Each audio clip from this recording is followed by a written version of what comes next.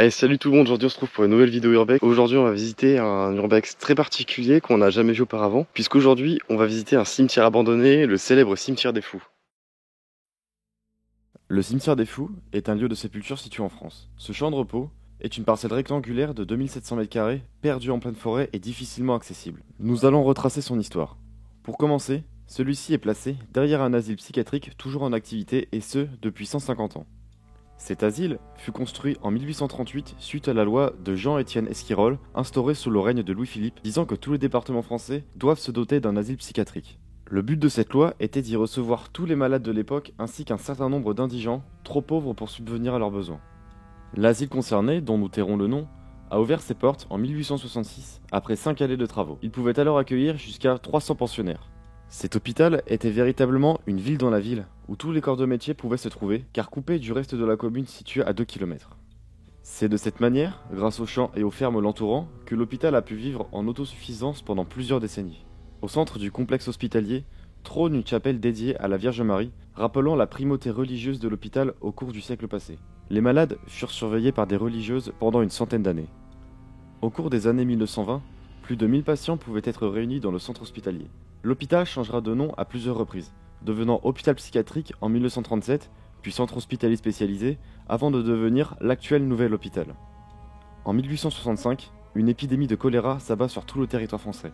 Cette épidémie est la plus grave depuis celle de 1832. Le chemin de fer, alors en pleine expansion, permet à l'épidémie de se propager, et c'est sans doute ainsi que le choléra arriva jusque dans la ville. L'asile d'aliénés, encore appelé ainsi à cette époque, n'échappa donc pas à la crise sanitaire. La promiscuité rend les décès nombreux dans l'établissement, qui ne dispose que de peu de moyens pour enrayer le mal, tels que l'enfumage des locaux avec des branches de genévrier et le change journalier de la paille des sabots. C'est en 1866, afin de limiter la circulation de corps contaminés dans la ville la plus proche, mais aussi afin de ne pas affoler les populations avec la multiplication des convois mortuaires, que le préfet autorise l'asile d'aliénés à fonder un cimetière dans le bois situé à l'arrière de l'hôpital, bien à l'abri des regards.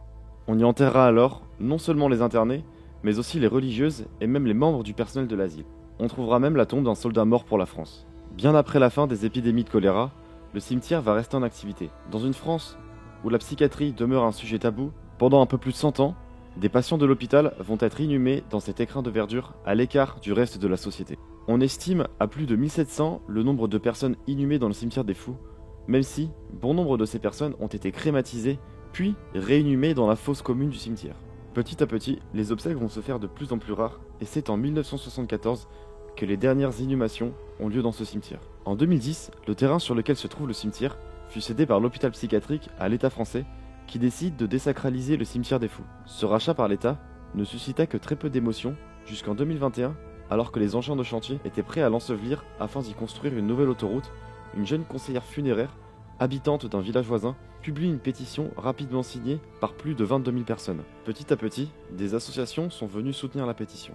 L'avenir du cimetière et de ses habitants reste aujourd'hui incertain. Depuis plusieurs années, le cimetière des Fous n'est plus entretenu. Les herbes folles recouvrent désormais les tombes et les allées. Les croix, rongées par l'humidité et les années, se disloquent et se couchent tour à tour dans les fougères, plongeant dans l'anonymat de plus en plus de tombes. Comme on peut voir, c'est absolument immense. On va faire un petit tour. Et par contre, on n'était pas choisi le meilleur chemin pour y aller, non? Et il reste encore quelques stèles en pierre qui sont complètement. On va éviter de marcher sur. On va éviter de faire attention de ne pas marcher n'importe où non plus. Ouais, il y en a vraiment beaucoup. Entré à l'asile le 9 janvier Ouais. 1911, décédé le 8 mars 1920, mort Ah oui, pour la d'accord. France.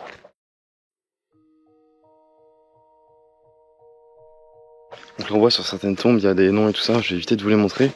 Mais là vous voyez, il y a certaines tombes, donc là on voit pas les noms. Voilà. Il y a des infirmiers, des infirmières. Donc, comme je vous disais, du personnel de l'hôpital. Et il y en a vraiment énormément, c'est un truc de malade. Regardez. C'est des lignes et des lignes de croix en bois.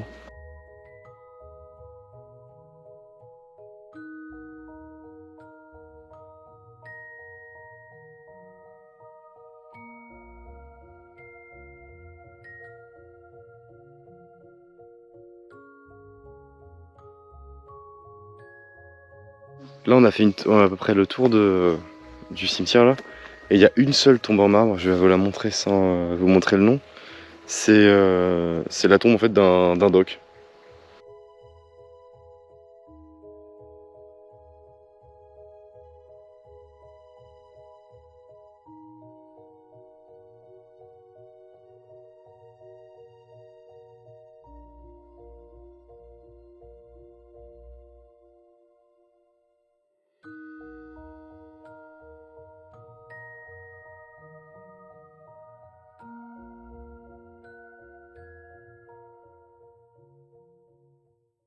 Et voilà, c'est tout pour aujourd'hui, pour la visite du cimetière. Donc voilà, c'est un lieu assez atypique, assez glauque aussi, qu'on n'a pas l'habitude de faire et qui est assez rare de trouver aussi.